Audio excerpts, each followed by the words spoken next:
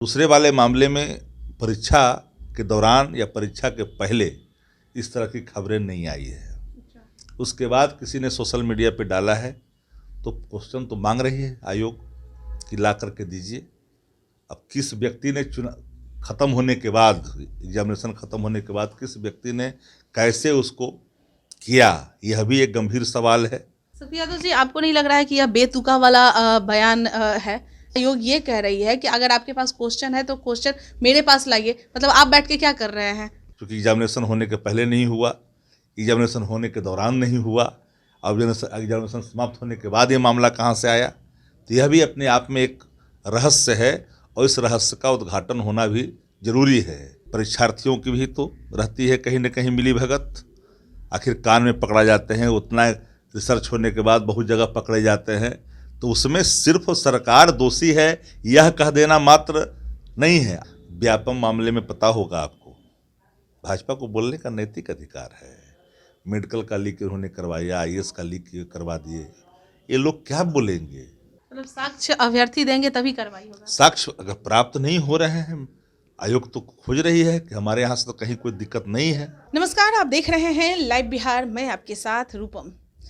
BSSC exam का paper leak हुआ। हालांकि आयोग एक ही पेपर को मान रही है कि लीक हुआ, लेकिन सभी पेपर जो भी एग्जाम हुए हैं, पेपर का एग्जाम हुआ है, वो सभी का क्वेश्चन आखिर वायरल कैसे हो रहा है, ये भी एक सवाल उठ रहा है। और अभ्यर्थी लगातार मांग कर रहे हैं कि सारे शिफ्ट का एग्जाम कैंसिल किया जाए। उसके लिए ट्विटर अभियान भी चला है और अब 4 तारीख को वह आंदोलन के लिए सड़क पर उतरेंगे। आज RJD के प्रवक्ता शक्ति यादव हमारे साथ जुड़े हुए हैं।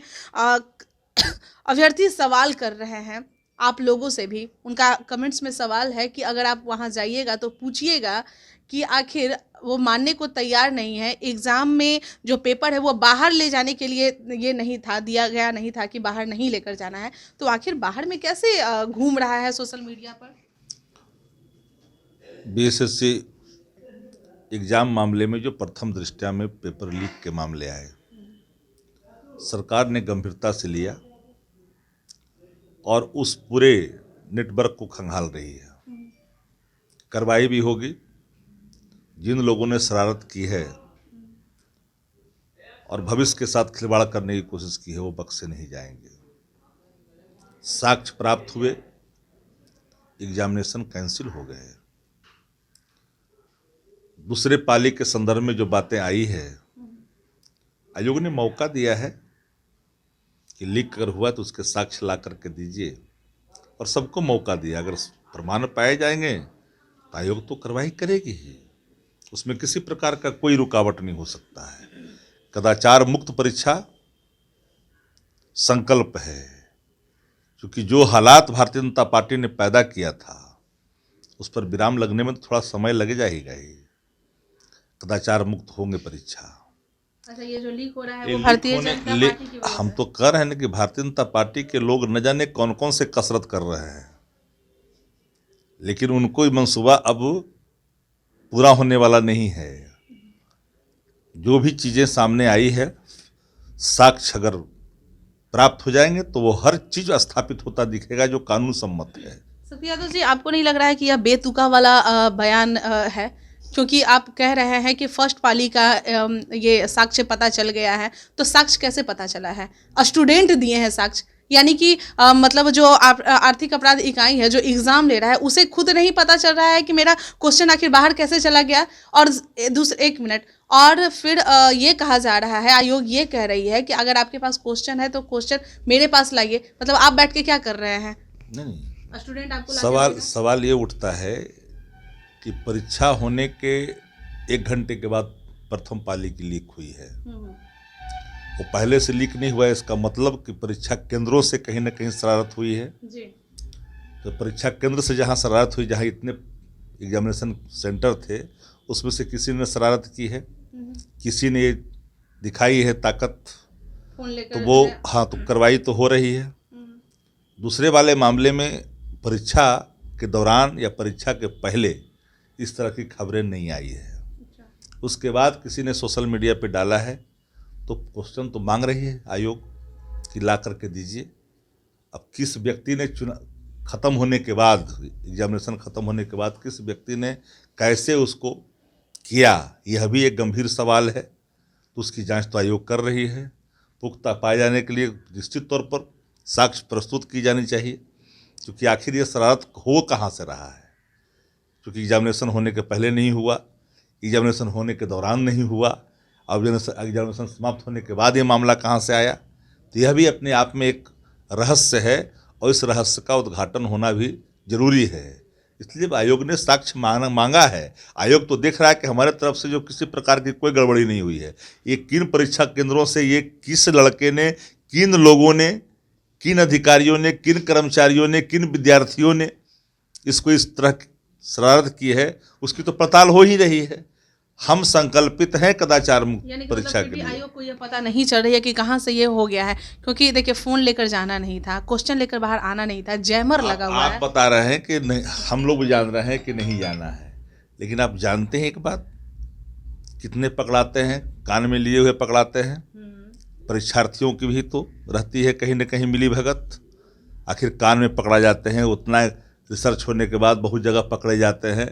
तो उसमें सिर्फ सरकार दोषी है यह कह देना मात्र नहीं है। आपके अंदर भी ये चीज़ें आनी चाहिए कि अगर हम कदाचार मुक्त परीक्षा देना चाहते हैं तो उसमें आप जोखिम लेकर करके, आँख में धूल झोंक करके कोई काम करिएगा तो आखिर पकड़ तो जा ही रहे हैं, बक्से भी नहीं जा रहे हैं।